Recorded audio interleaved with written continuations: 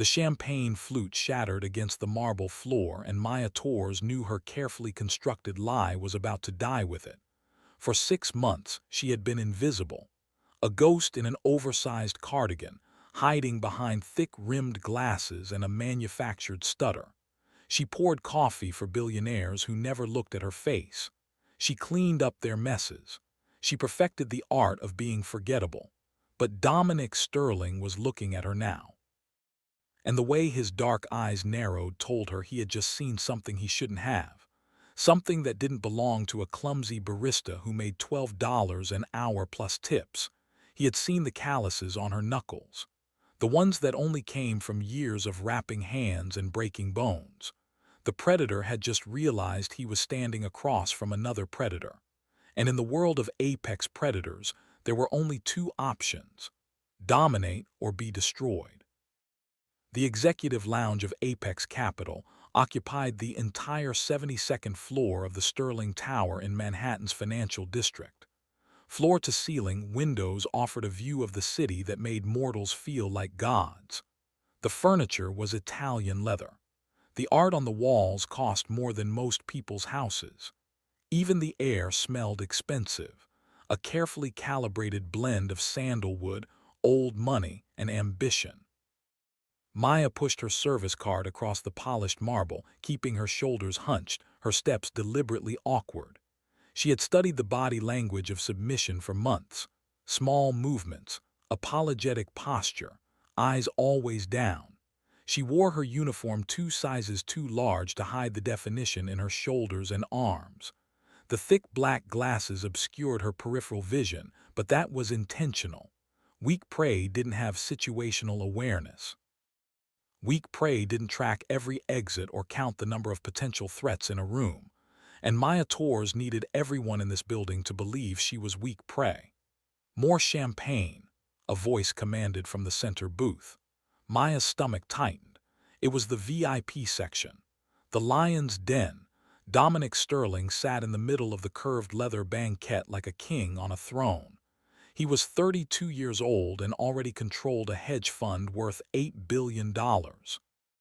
He wore a charcoal Tom Ford suit that probably cost more than Maya's entire year of rent. His dark hair was perfectly styled. His jaw was sharp enough to cut glass, but it was his eyes that made people nervous.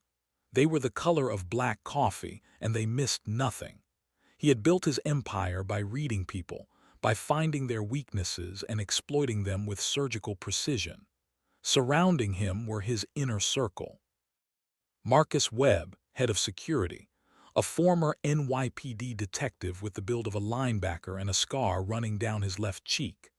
Vanessa Crane, chief operating officer, blonde and beautiful in a way that felt weaponized, wearing a red dress that cost more than a car. Leo Park, chief financial officer and Dominic's best friend since Harvard, Korean-American with wire-rimmed glasses and nervous energy. And then there was Brad Hutchins. Brad was a client from Chicago in town to celebrate closing a $200 million deal. He was drunk, loud, and handsy. The kind of man who thought his money gave him permission to touch whatever he wanted. Maya approached the table, clutching a bottle of Dom Perignon, vintage 2008, $3,000 a bottle. "Yes, sir, right away," she said, her voice soft and breathy, intentionally weak. She kept her eyes on the tablecloth as she approached. The cardinal rule of her new life was simple: do not draw attention, do not engage, do not give them any reason to look twice. As she reached for Brad's glass, his hand shot out and grabbed her wrist.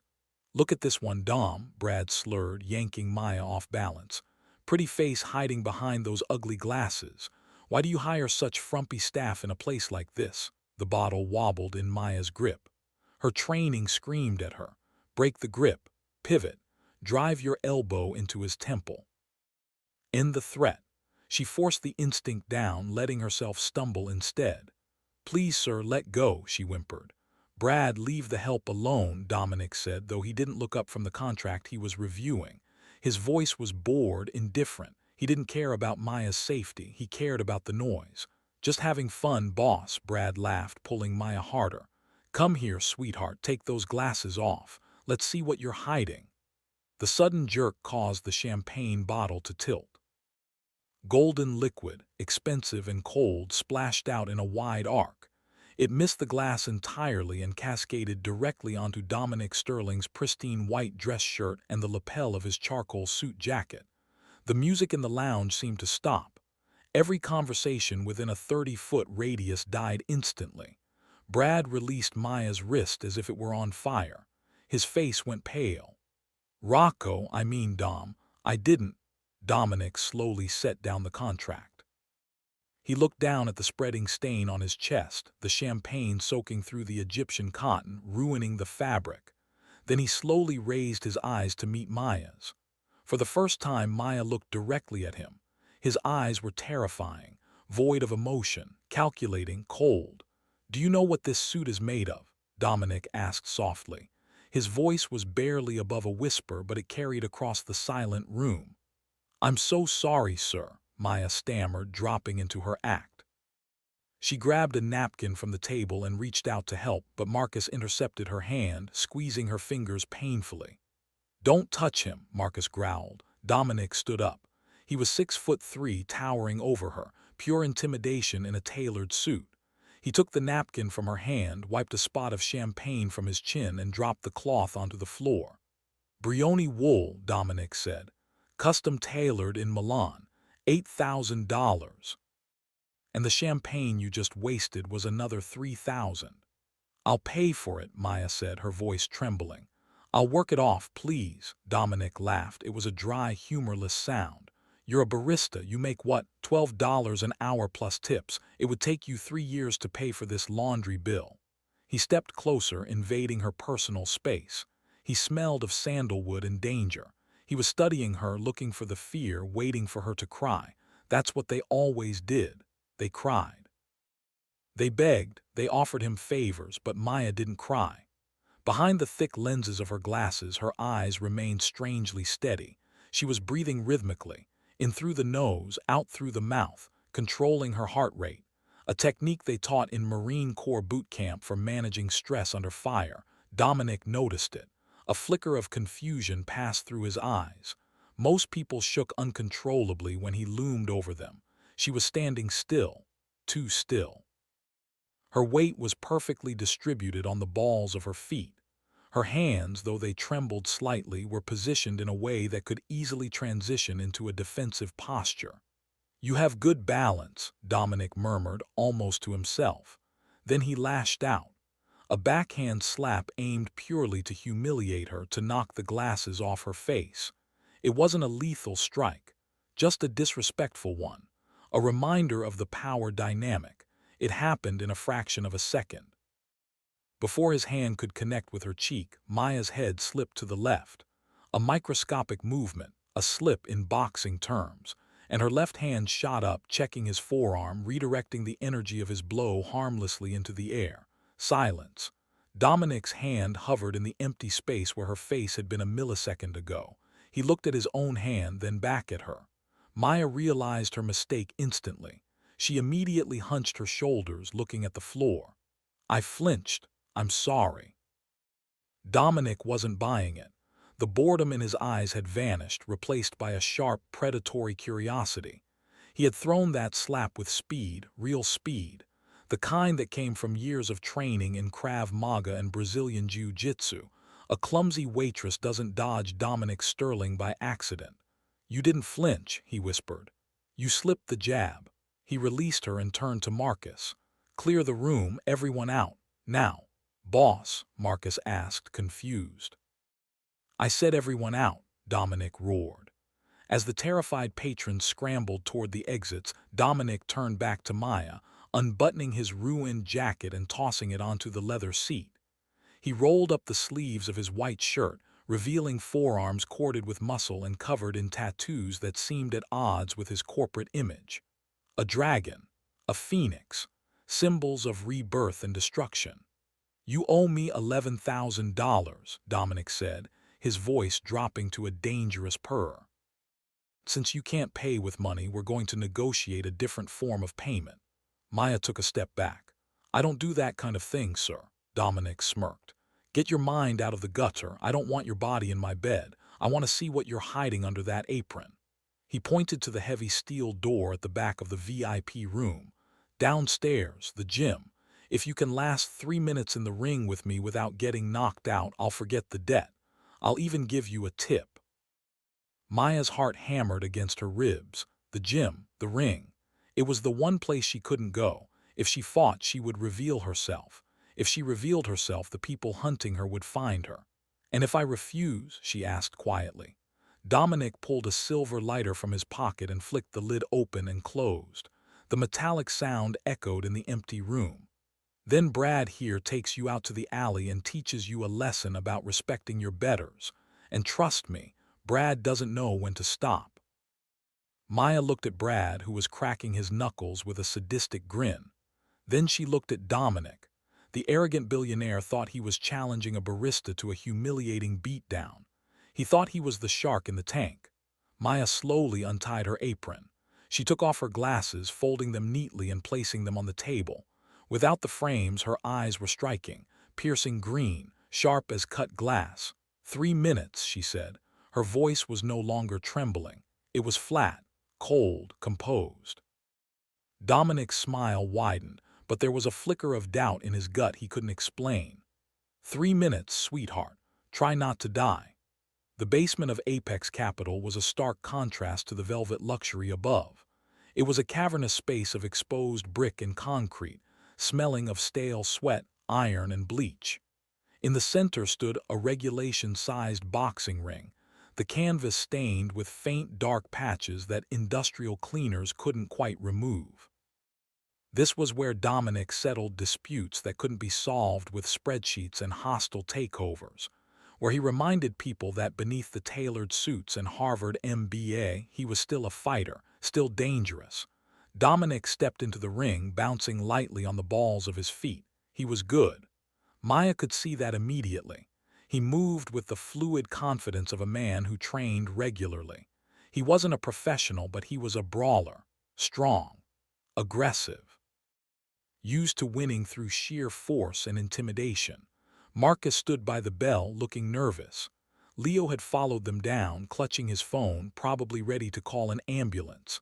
Vanessa leaned against the ropes, her red dress a splash of color in the gray room, holding a tumbler of scotch. 500 says she starts crying in 30 seconds, Brad called out.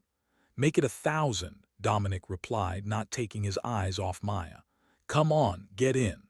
Maya stood outside the ropes. She had removed her oversized cardigan to reveal a simple gray tank top and black leggings she wore underneath for her morning runs. Her arms were slender but defined. The muscle was long and dense, functional, not aesthetic. She kicked off her cheap work shoes, stepping onto the canvas barefoot. She felt the texture of the mat under her feet, and a rush of adrenaline, old and familiar, flooded her system. It was a drug she had been clean from for 2 years. The rush of combat. The clarity that came with violence. The phantom was waking up. "Control," she told herself. "Don't knock him out, just survive, defend, make it look like luck." "Gloves?" Maya asked, looking at the rack on the wall. "Bare knuckle," Dominic said, raising his fists. "I want to feel it when I hit you, unless you're scared."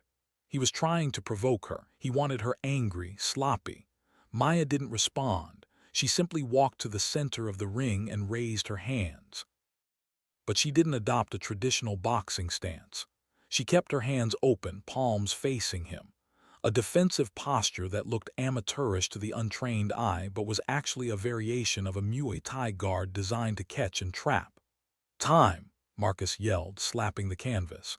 Dominic lunged immediately. He didn't hold back. He threw a straight right aimed directly at her jaw.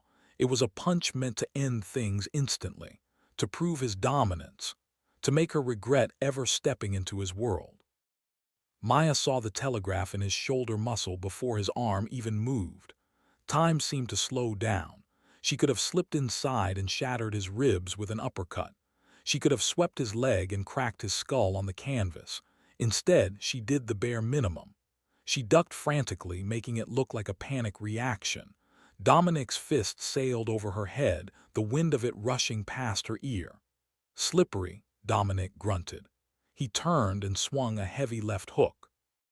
Maya stumbled backward, tripping over her own feet intentionally, falling against the ropes. The hook missed her nose by an inch. "Get up," Dominic barked, enjoying the chase. "Stop running," Maya scrambled up, breathing hard. "I can't do this," she cried out, adding a quiver to her voice. 2 minutes left, Brad jeered from the sidelines. "Hit her, Dom, ruin the face." Dominic cornered her. He unleashed a flurry of body shots. Left, right, left, right. Rapid-fire punches aimed at her ribs and stomach. Maya covered up, bringing her elbows tight to her ribs.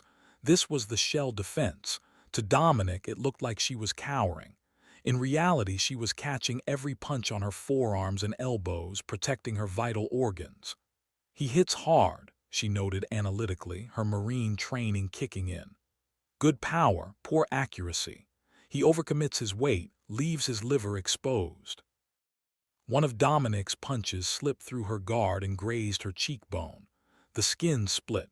A trickle of warm blood ran down her face. The sight of blood seemed to trigger something in Dominic. His eyes darkened. He wound up for a haymaker, a massive telegraphed punch that left his entire midsection exposed. It was instinct, pure, undeniable muscle memory. As Dominic threw the punch, Maya's body took over. She couldn't help it. The opening was too perfect. Every instructor she'd ever had was screaming in her head. Punish the mistake, exploit the weakness. She dropped her level, pivoting on her right foot. She drove her fist upward, not with full power but with perfect precision, aiming for the solar plexus, the cluster of nerves just below the sternum that, when struck correctly, paralyzed the diaphragm, the shovel hook. The sound was sickeningly wet, a dull thud that echoed off the concrete walls. Dominic's eyes bulged. The air left his lungs in a violent rush. He staggered back, clutching his chest, his face turning a shade of purple. He gagged, trying to inhale, but his diaphragm was paralyzed. His body had forgotten how to breathe. Silence descended on the gym. Brad dropped his glass. It shattered loudly on the concrete floor. Vanessa straightened up, her scotch forgotten. Marcus reached for the gun at his hip. Maya stood there, her chest heaving. She realized she had broken character. A barista doesn't know how to throw a liver shot. A barista doesn't know exactly where the solar plexus is. A barista doesn't move with the economy of motion that comes from 10,000 hours of training. Dominic dropped to one knee, wheezing. He looked up at her, water streaming from his eyes due to the lack of oxygen. But there was no anger in his face anymore. There was recognition. He gasped, sucking in a ragged breath. Who are you?" Maya backed away toward the ropes. "I got lucky. You slipped." "Bullshit," Dominic wheezed, forcing himself to stand up. He was in pain, immense pain, but he ignored it. He wiped the sweat from his forehead. "That was a textbook liver shot, professional, precise." He walked toward her, not aggressively this time, but with a terrifying intensity. "You're not a barista, you're a fighter." "I took a self-defense class at the Y," Maya lied, looking for an exit. "Don't lie to me," Dominic roared, his voice echoing off the concrete walls. "I know violence when I see it. You move like a killer." He stopped 2 feet from her. He looked at the cut on her cheek, then down at her hands. He grabbed her right hand, forcing her palm open. He traced the thick yellow calluses on her knuckles with his thumb. These weren't from carrying coffee trays. These were from wrapping hands and hitting heavy bags, from breaking boards and breaking bones. Suddenly, the heavy steel door at the top of the stairs burst open. "Boss, we have a problem." It was Jenkins, the front desk security guard, his voice panicked. Dominic didn't look away from Maya. "I'm busy." "It's the Volkov syndicate," Jenkins shouted, panic cracking his voice. "They're outside, 3 black SUVs. They say they're coming in for Brad." Brad, the drunk client, suddenly looked sober. "Dom, you gotta protect me. The Volkovs think I skimmed their shipment in Jersey. I didn't know they knew I was here." Dominic finally released Maya's hand. He turned to Brad with a look of disgust. "You brought a war to my doorstep." "I didn't know." A loud crash echoed from upstairs, glass shattering, then gunfire, the distinctive rapid pops of semi-automatic pistols. "They're breaching the front," Marcus shouted, pulling a Glock from his waistband. "Boss, we need to get you to the safe room." Dominic looked at Maya. "You can leave through the back, go." Maya hesitated. She should go. This wasn't her fight. She should run, disappear, find a new city, change her name again, become someone else. That's what she always did. But then she heard the footsteps, heavy boots thundering down the stairs. The door flew open and 3 men in tactical gear with suppressed MP5 submachine guns burst into the gym. They weren't just low-level thugs. They moved like soldiers, trained, disciplined, lethal. "Kill everyone," the lead gunman commanded in a thick Russian accent. Marcus fired back, taking cover behind the ring post. Dominic dove behind a stack of gym mats, pulling a Sig Sauer from an ankle holster, but Maya was in the open, exposed. The lead gunman raised his weapon, aiming directly at her chest. His finger tightened on the trigger. Dominic saw it. "Get down," he screamed, but Maya didn't get down. She saw the gunman's finger tighten.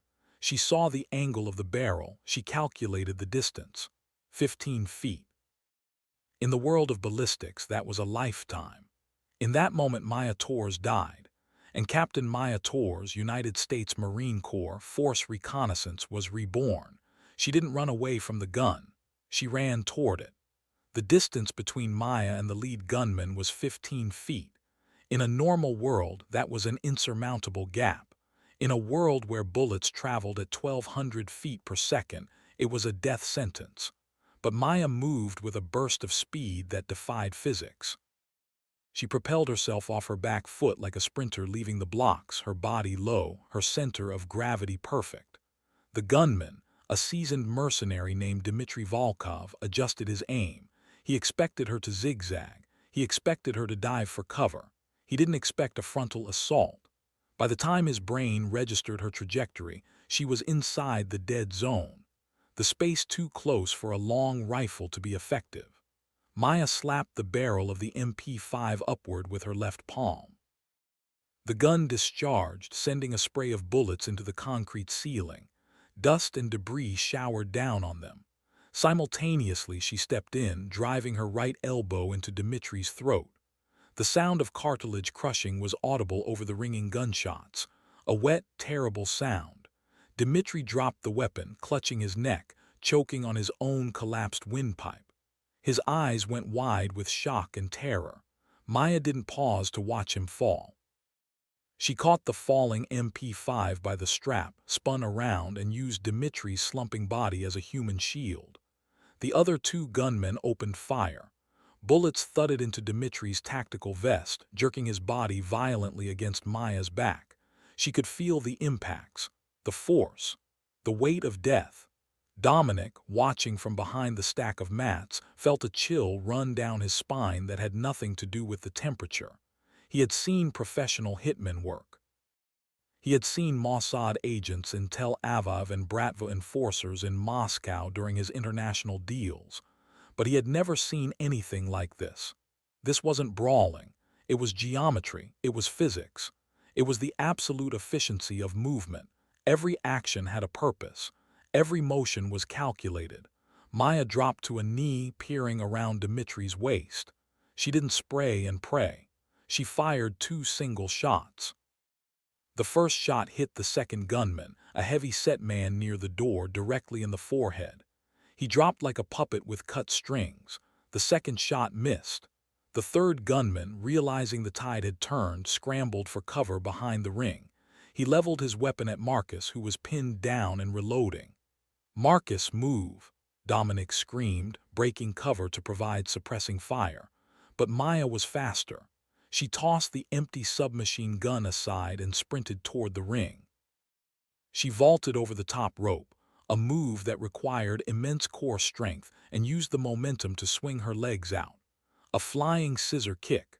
Her legs wrapped around the third gunman's head as he tried to stand up. The force of the impact, combined with her body weight and the rotational torque, snapped his neck with a sound like a tree branch breaking. He crumpled to the floor, his helmet clattering away, his eyes staring at nothing. Silence returned to the gym, heavier than before. The air was thick with the smell of cordite and blood. Gunpowder residue hung in the air like fog. Brad, the Chicago client, was cowering in the corner, sobbing. "They're dead. Are they all dead?" Maya stood in the center of the carnage, her chest heaving. The adrenaline was beginning to fade, replaced by the cold, hard reality of what she had just done. She had exposed herself. The mask was gone.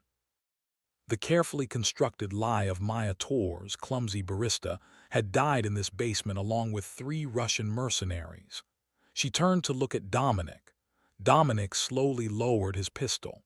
He stepped over the debris, his expensive shoes crunching on broken glass and spent shell casings. His eyes were locked on her. He didn't look at his dead attackers. He only looked at the woman with the messy bun and the blood-stained tank top. "You cleared a room of 3 Spec Ops mercenaries in 14 seconds, Dominic said. His voice was devoid of his usual arrogance. It was hollow, filled with a dawning, terrifying realization. Maya didn't answer. She walked over to where her glasses lay on the floor, picked them up and put them on. It was a futile gesture, an attempt to put the costume back on, but it was too late. The genie was out of the bottle. "We need to leave," Maya said, her voice raspy. That was just the breach team. "The cleanup crew will be here in 2 minutes. If the Volkovs are serious, they'll burn this building down with everyone in it." Dominic nodded, snapping back into general mode. "Marcus, get the car around back." "Now." Marcus, looking at Maya with wide, fearful eyes, scrambled up the stairs. "Brad, let's go," Dominic barked, grabbing the sobbing man by the collar.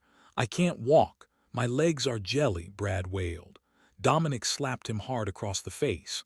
"Walk or die, your choice." They moved toward the emergency exit in the back alley.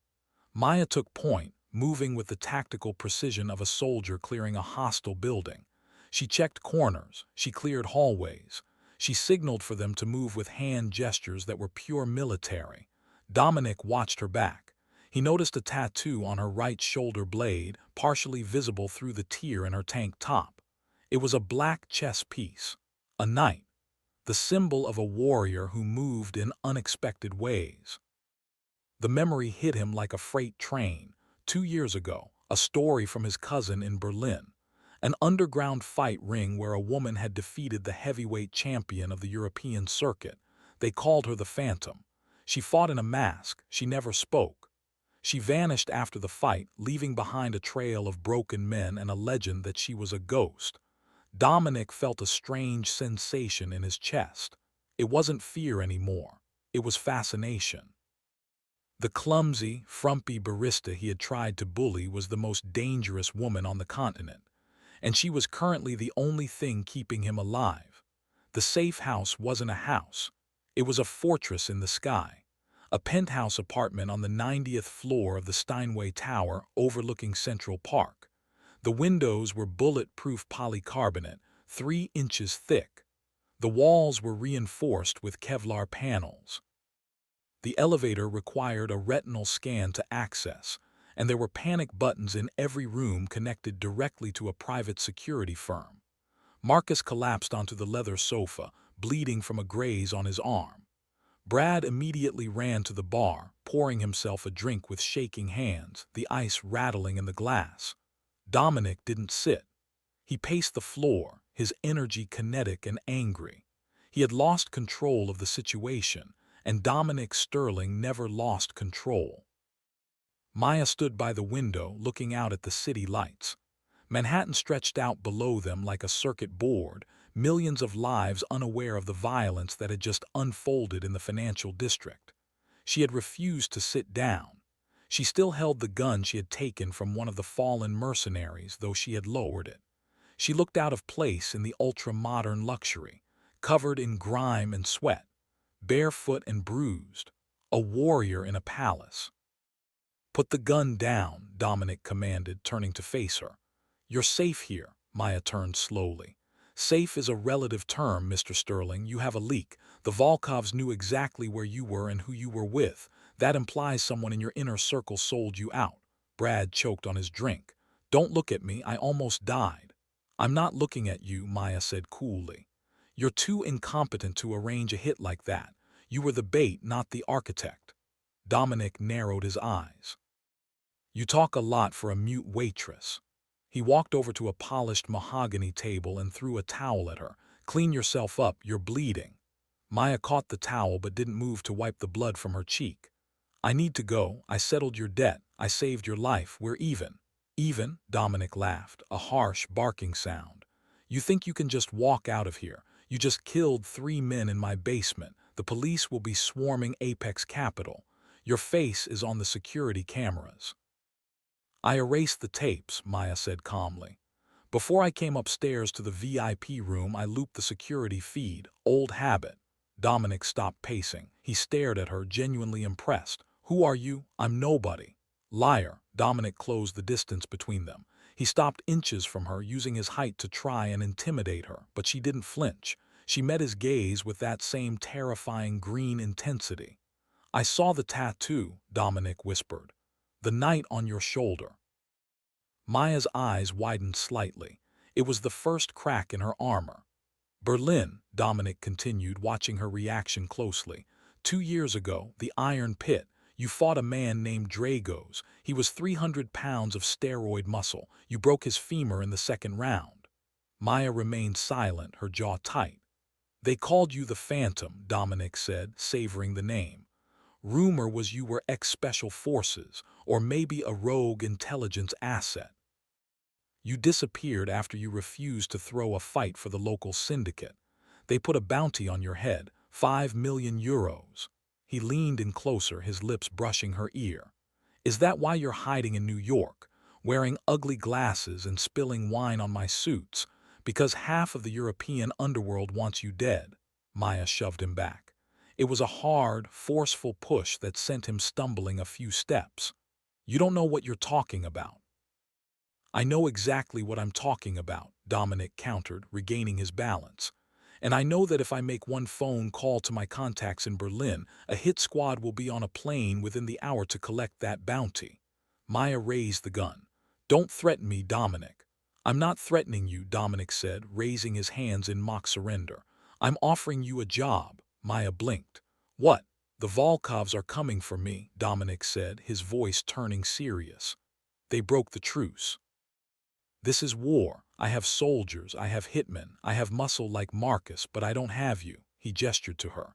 I need someone who can see things before they happen, someone who can clear a room in 14 seconds. I need a bodyguard who isn't afraid to die, because apparently you have nothing left to lose.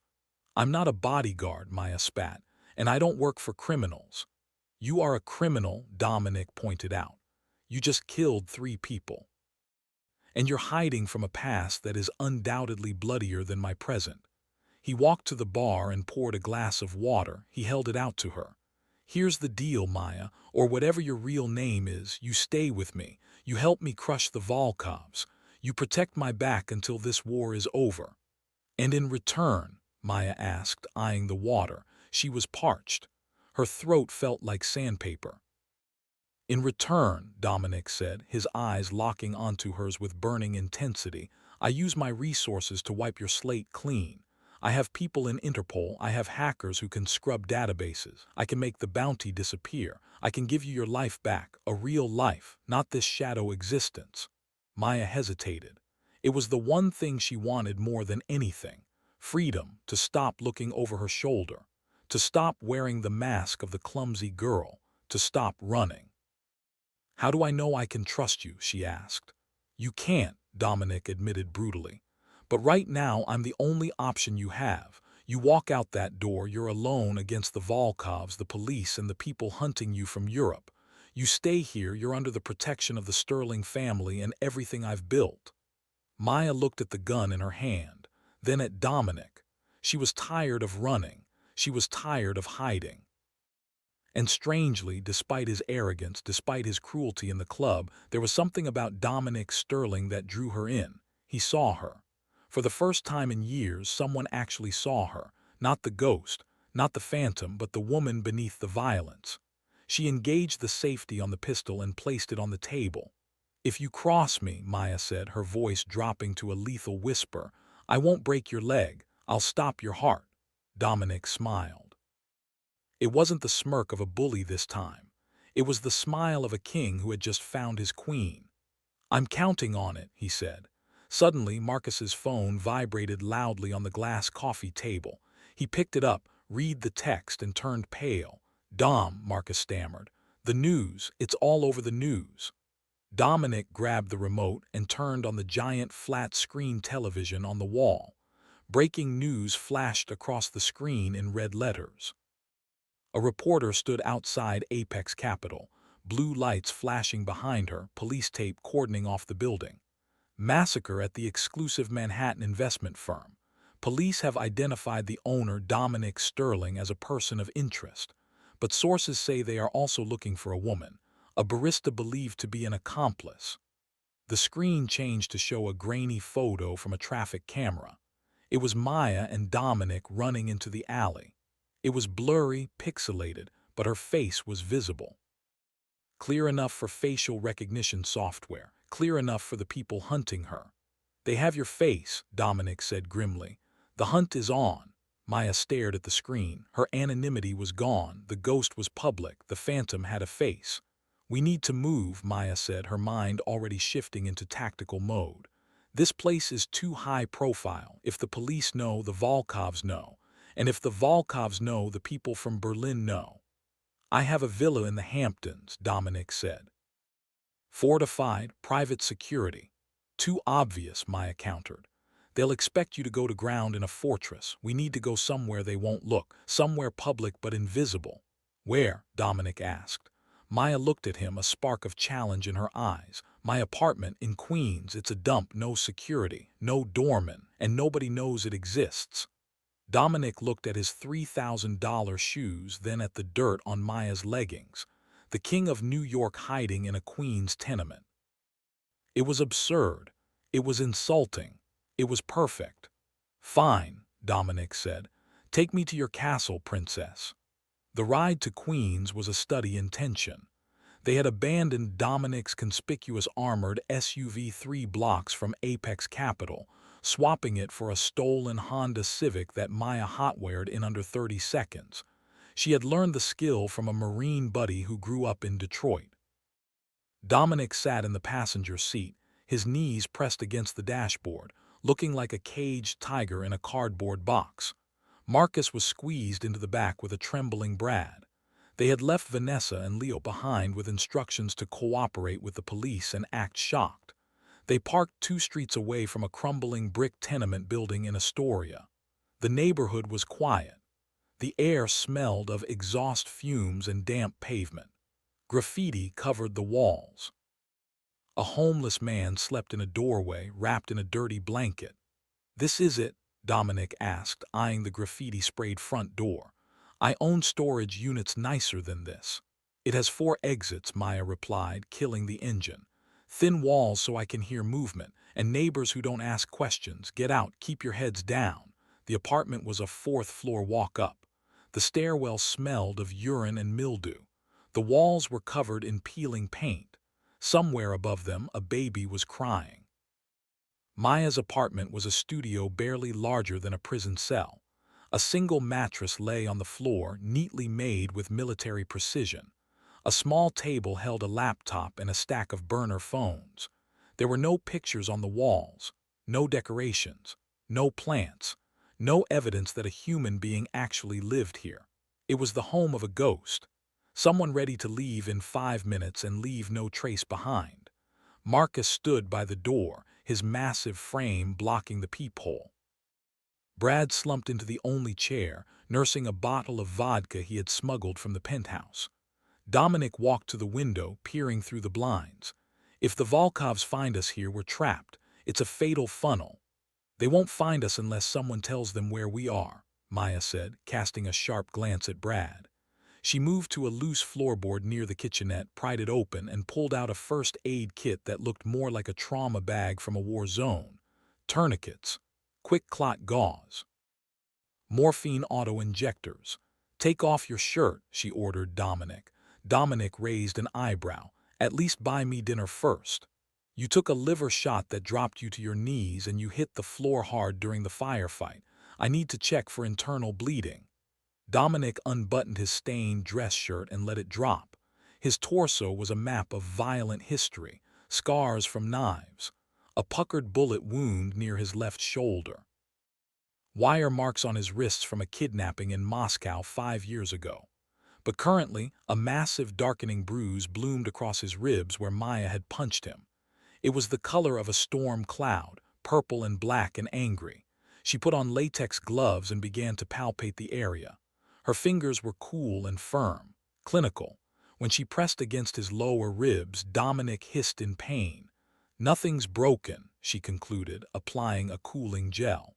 "But you're going to feel that for weeks." "You hit like a truck," Dominic grumbled, looking down at her.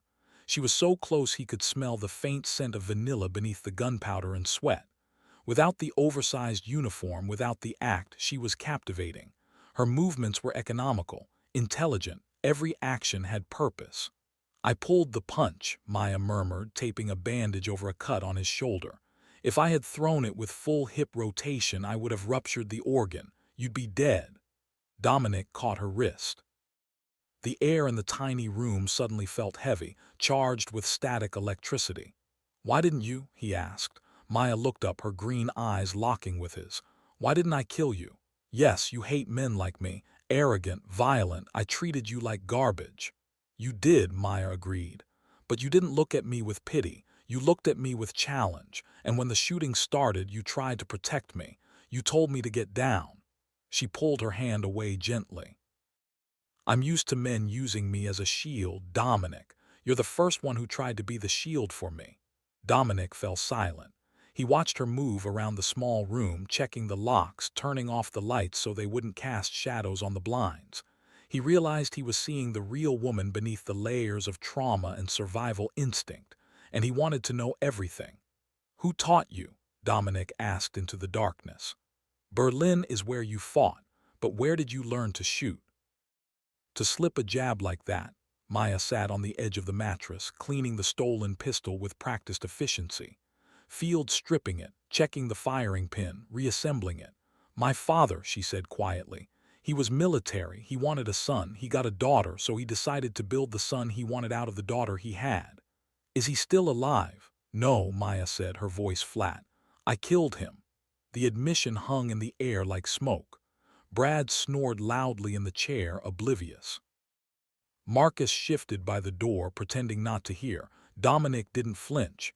In his world, patricide wasn't a sin. Sometimes it was a necessity. "Was it justified?" he asked. "It was survival," Maya said. She looked at Dominic. "He sold me to the fight syndicates when I was 16. I escaped when I was 22. That was the night he died." Dominic walked over and sat next to her on the mattress. The proximity was intoxicating. He reached out and touched a stray lock of hair that had fallen near her face, tucking it behind her ear. "You're not a waitress, Maya," he whispered. "And you're not a monster, you're a queen in exile." Maya felt a shiver trace down her spine. She leaned into his touch just for a second, allowing herself the luxury of human contact. She had denied herself for years. Touch meant vulnerability. Vulnerability meant death. "We have one bed," she said, her voice husky. "I'll take the floor," Dominic offered, surprising even himself. "Don't be stupid. You're injured," Maya said. She lay down, her back to the wall, the gun under her pillow. "We share back to back. If anyone comes through that door, we wake up fighting." Dominic lay down beside her. The mattress was narrow, his back pressed against hers. He could feel the warmth of her body, the steady rhythm of her breathing, the tension in her muscles that never fully relaxed. For the first time in 10 years, Dominic Sterling didn't feel the need to sleep with one eye open. He had the phantom guarding his six. Dawn broke over Queens, casting a gray, sickly light into the studio apartment. Maya was awake before the sun, her internal clock wired for danger. She carefully slid out from under Dominic's arm. In his sleep, the billionaire had held onto her, not like a weapon, like a lifeline. She moved silently to the table where the burner phones lay stacked. Victor was still slumped in the chair, snoring, oblivious to the fact that he was breathing on borrowed time. Maya had cloned his SIM card during the night while he slept, a trick she learned from a signals intelligence specialist in Kandahar. She opened her laptop and pulled up the logs. Her blood ran cold. 3 outgoing messages, sent at 2:14 a.m. Destination unknown number. Message 1, we are in Astoria, 4th floor brick building. Message 2, Waitress is the shooter. Message 3, bring the heavy crew. Maya didn't yell. The cold calm of the phantom descended over her like a shroud. She walked over to the chair, grabbed a handful of Brad's greasy hair and slammed his face into the wooden armrest.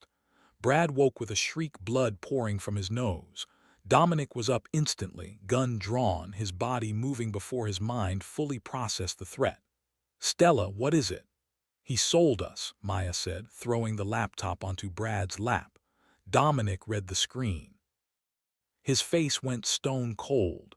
The warmth that had been there moments ago vanished, replaced by the ruthless CEO who had built an empire on the corpses of his competitors. You sold us to the Volkovs after I saved your miserable life. They threatened my mother, Brad blubbered, spitting blood and a broken tooth. I didn't have a choice. Everyone has a choice, Dominic said, raising his pistol. Don't kill him, Maya commanded, checking the magazine of her own weapon. He's a liability dead but an asset alive. If he's texting them, they're listening. She shoved the phone into Brad's trembling hands. Text them back. Tell them the bodyguard is dead and the door is unlocked. Why? Marcus asked from his post by the window. Because I want them to come through that door thinking they've already won, Maya said. She kicked the mattress onto its side, creating a barricade. Dominic, take cover. Brad, sit by the door. If you make a sound to warn them, I will shoot you myself. Brad sat on the floor, weeping silently. The phone vibrated in his hand. He read the reply, his face going even paler. They replied, Brad whispered, terrified. ETA 30 seconds. Ready? Maya whispered to Dominic behind the mattress. Born ready. The door didn't just open. It exploded inward. A battering ram splintered the wood, and 2 men in dark windbreakers surged in, expecting an easy kill. They saw Brad sitting on the floor and grinned. Maya's shot took the lead man in the throat, a perfect hit. He dropped, clutching his neck, blood spraying between his fingers. Dominic popped up and double-tapped the second man. Center mass, textbook. Suppressing fire, Maya yelled as the hallway erupted with automatic gunfire. Bullets shredded the drywall, filling the tiny room with choking white dust. The air became unbreathable. The sound was deafening. Brad screamed, curled in a ball until a stray bullet from his own allies silenced him forever. His body jerked once, then went still. We can't hold this, Dominic shouted over the roar. They have too many men. The window, Maya grabbed a flashbang grenade from her tactical bag, a relic of her past life. She pulled the pin and tossed it into the hall. The explosion was blinding, a concussive blast that shook the building. Car alarms went off in the street below. Dogs barked. Neighbors screamed. Seizing the confusion, Maya hauled Dominic toward the fire escape. They scrambled out into the biting morning air, metal stairs clanging under their feet. Marcus followed close behind, firing wild shots to cover their retreat. They reached the roof, a flat expanse of tar and gravel. The sun was rising over the East River, painting the sky in shades of blood orange. There, Maya pointed to the neighboring building. It was 6 feet away across an alleyway that dropped 4 stories down to a dumpster and broken pavement. We have to jump. Jump or die, Dominic roared. The roof access door burst open behind them. 6 Volkov soldiers spilled out, weapons raised. Maya didn't hesitate. She launched herself into the air, her body arcing over the void. She landed in a roll on the adjacent roof, coming up in a crouch. Dominic followed, landing hard but safe. His knees screamed in protest, but he was alive. They turned to look for Marcus. The big bodyguard sprinted for the edge. He jumped, his massive frame silhouetted against the rising sun. A single shot rang out. A bullet caught him mid-air. His momentum faltered. He missed the ledge by inches. Luca, Dominic lunged forward, screaming. He watched helplessly as his most loyal soldier fell, crashing into the dumpster 4 stories below with a sickening metallic crunch. Dominic froze, staring into the abyss. They killed him. They killed Marcus. And they will kill you too if you don't move. Maya grabbed his face, slapping him hard. Move, Dominic. She dragged him away from the edge just as bullets began to chip the concrete around them. They sprinted across the Queen's rooftops, a desperate parkour race against death, jumping gaps, sliding down fire escapes, finally dropping into a narrow alley behind a dumpster 5 blocks away. They collapsed, gasping for air. Dominic was shaking, not from fear, from rage that consumed him like fire. They're going to pay, he hissed, tears mixing with the dust on his face. I'm going to burn the Volkovs to the ground. You will, Maya said, her voice steady, but not today. Today we survive. Dominic looked at her. He had lost his suit, his money, his bodyguard, his crown. He had nothing left except her. Where do we go? He asked, his voice breaking. I have no safe houses left. Maya stood up and holstered her gun. She extended a hand to the fallen king of New York. You have me, she said, and I know a place where the mafia doesn't go, a place where the Phantom used to train. We go there, we heal, and then we take back your city. Dominic looked at her scarred, calloused hand. He took it. Lead the way. Iron Eddie's was a ghost of a building beneath the rattling tracks of the 7 train in Sunnyside. It didn't exist on maps, which made it perfect. The windows were blacked out. The door was unmarked steel. You had to know it was there to find it. When Eddie, a man carved from granite and scars, opened the door, he looked from the bruised Maya to the shivering Dominic Sterling. Phantom, Eddie grunted. His voice sounded like gravel in a blender. You brought a stray. I brought a partner, Maya corrected, guiding the fallen king inside. For 2 weeks the gym became their entire universe. Dominic, stripped of his suits and wealth and soldiers, had to rebuild himself from zero. The dynamic shifted completely inside these ropes. Maya was the master. Dominic was the student. You fight with ego, Maya told him on the 3rd day, circling him on the canvas. She batted his heavy jab away effortlessly. Anger makes you predictable, predictable makes you dead. She demonstrated, throwing a combination so fast Dominic barely saw it coming. Don't try to break the wave, Dominic, be the water. Dominic was frustrated, his body aching, his pride wounded, but he watched her with growing fascination. He saw how she calculated every angle, how she moved with an economy of force that was hypnotic. The arrogance that had defined him was slowly burned away by sweat and exhaustion, replaced by a steely respect. One night after a grueling grappling session, they lay panting on the canvas, staring at the peeling ceiling. Why did you leave the life? Dominic asked. You're a tiger, Maya. You can't pretend to be a house cat. Maya was silent for a long time. Then she spoke, her voice barely above a whisper. Because I was tired of being a weapon. I wanted to be a person. She turned her head to look at him. My father trained me to kill. The Marines refined me. The underground circuit exploited me. Everyone saw me as a tool, a means to an end. I wanted to be seen as human. Dominic reached out, his hand trembling slightly, and cupped her face. There was no cruelty in his eyes now, only reverence. I see you, he said. Not the weapon, not the ghost. I see Maya. She closed her eyes, leaning into his touch. Help me take the city back, Dominic whispered. And I promise you won't have to hide anymore. We build a kingdom where the tiger walks free. Maya looked at him, searching for the lie, but found only resolve. Okay, she whispered. They sat over blueprints in Eddie's office. The Volkovs had consolidated power and were hosting a coronation gala at the Obsidian Club on Saturday, a celebration of their victory over Dominic Sterling. The fortress, Dominic noted, tracing the perimeter with his finger. 50 guards, metal detectors, we can't get weapons in. We don't need to fight 50 men, Maya said, her voice cool and analytical. The Volkovs are superstitious. They think you're dead. If the ghost walks through the front door, they will freeze. That freeze buys us 3 seconds. And in 3 seconds, Dominic asked. Maya smiled, a terrifying expression that promised violence. In 3 seconds, we take the head off the snake. Saturday night at the Obsidian Club was a display of vulgar excess. Champagne flowed like water. The bass shook the crystal chandeliers. Don Alexei Volkov sat in Dominic's old booth, drunk on power, surrounded by sycophants and yes-men. To Dominic Sterling, Alexei shouted, raising a glass. May he rot in the sewers. The room erupted in laughter. Then the main breaker, which Maya had rigged in the alley 30 minutes earlier, tripped. The club plunged into absolute darkness. Confusion rippled through the crowd. Women screamed. Men cursed.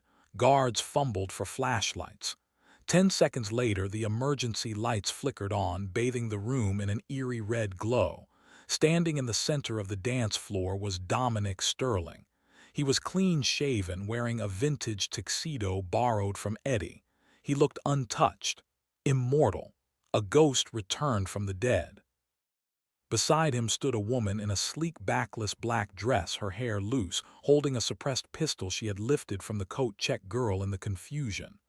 Alexei, Dominic's voice boomed over the stunned silence. You're sitting in my chair. Alexei scrambled up, pale as a sheet.